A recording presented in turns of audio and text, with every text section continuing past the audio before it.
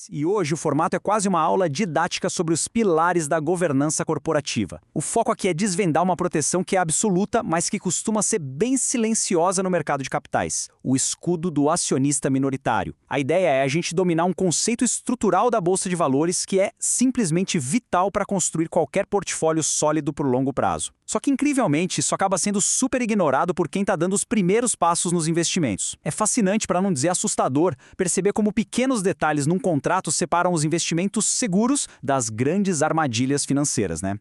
Para entender a urgência desse conceito, vamos imaginar o pior cenário possível no universo das ações. Pensa o seguinte: alguém passa 10, 15 anos construindo uma carteira, reinvestindo os dividendos religiosamente numa grande empresa de confiança. Aí, do nada, uma notícia bombástica domina o mercado financeiro. A empresa foi vendida. O acionista controlador, aquele que tem o poder da caneta, que fundou o negócio, negocia a saída dele, bota bilhões no bolso nessa transação e deixa a companhia com um lucro astronômico. Mas e o pequeno investidor nessa história? Acaba ficando para trás. Fica com as ações na mão, de repente associado ao novo controlador, que pode ser um completo desconhecido. O resultado histórico de situações assim, quando não tem regra clara de proteção, é um pânico total. O valor dos papéis costuma despencar no mercado secundário, deixando o pequeno acionista totalmente desamparado e engolindo um prejuízo severo da noite para o dia. E que é o tag-along? A famosa regra de ouro. Olha só, a conexão entre o perigo de ter um novo dono e a solução que o mercado criou está numa expressão incrivelmente simples: e junto na venda. Sem uma trava de segurança, qualquer mudança de comando significa que o minoritário vira refém. Refém de novas diretrizes, de cortes de dividendos, de mudanças radicais no modelo de negócios. E é exatamente para neutralizar esse risco gigantesco que surge o tag-along. Mas o que é isso na prática? É o direito inalienável e garantido de quem investe de pegar uma carona quando o controle da companhia é negociado com um terceiro. É o escudo definitivo que garante uma igualdade de saída. Ou seja, se a pessoa que é dona da empresa decide vender a parte majoritária dela e pular fora do barco, quem tem participações menores tem o direito de exigir que o comprador também leve as suas ações para um valor justo. Ninguém fica preso a uma liderança que não escolheu.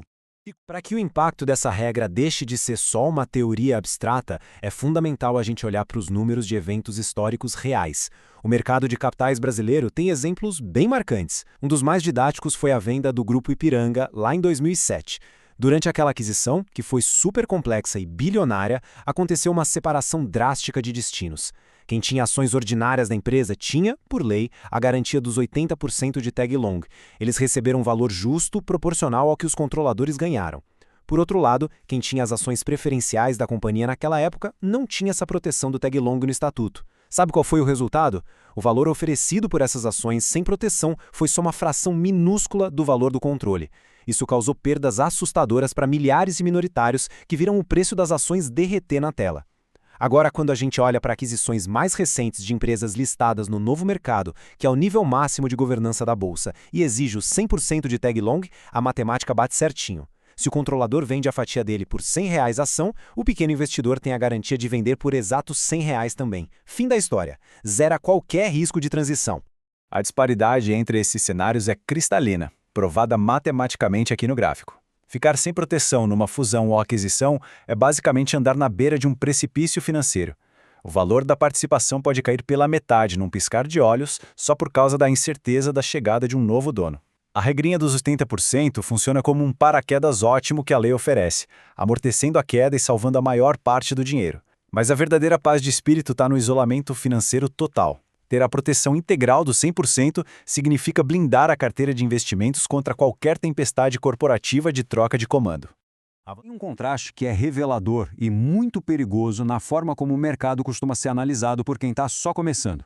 A tendência natural de quem é iniciante, que é quase instintiva, é ficar olhando com uma lupa só para as métricas que mais brilham. Sabe, o preço atual da ação ali piscando na tela do celular, o crescimento do lucro que saiu na capa do jornal e aqueles dividendos maravilhosos caindo na conta. E não me entenda mal, são indicadores de performance super essenciais. O problema é que os pilares estruturais que mantêm essa performance em pé acabam sendo completamente esquecidos. Ignorar o nível de governança, não ver como é a estrutura de controle e nem olhar se tem tag-along é a mesma coisa que construir um prédio chiquérrimo sem fundação nenhuma. No longo prazo, quando os ciclos de fusões e aquisições começarem a acontecer, porque eles sempre acontecem, são essas regras profundas de proteção e não só o histórico de lucros que vão ditar se o portfólio vai sair inteiro ou cheio de buracos. Então, para resumir tudo, o ponto principal dessa nossa aula de governança é puramente uma lógica de proteção. Tag along é o direito do pequeno investidor vender suas ações se o controle da empresa for vendido. É muito legal desmistificar esse economês e ver que toda essa engrenagem complexa só serve para criar um escudo invisível em volta do nosso dinheiro. É uma proteção vital e silenciosa, que infelizmente milhares de pessoas só descobrem que precisavam depois de terem investido na empresa errada e visto o patrimônio derreter num acordo de portas fechadas. Navegar com segurança nessas águas do mercado de capitais é uma jornada que não para nunca e exige estrutura e muita clareza. A educação financeira, baseada em dados reais, é a ferramenta mais potente que existe para o amadurecimento coletivo do mercado. Quando a gente compartilha essas bússolas com a comunidade de investidores, mais pessoas conseguem construir e blindar suas carteiras por longo prazo, sem tomar sustos gigantescos e sem depender da sorte quando as empresas decidem se movimentar. E para fechar o nosso raciocínio de hoje, deixo uma provocação essencial para a gente continuar essa jornada. Qual outro termo do mercado financeiro precisa ser decifrado? O ecossistema de investimentos é cheio de jargões pesados que muitas vezes parecem existir só para criar barreiras, em vez de explicar como a engrenagem do dinheiro realmente gira. Quebrar cada um desses códigos é o passaporte definitivo para tomar decisões mais inteligentes e muito mais sólidas. O processo de descoberta nunca se encerra e a próxima peça desse quebra-cabeça financeiro já está esperando a sua vez de ser explorada.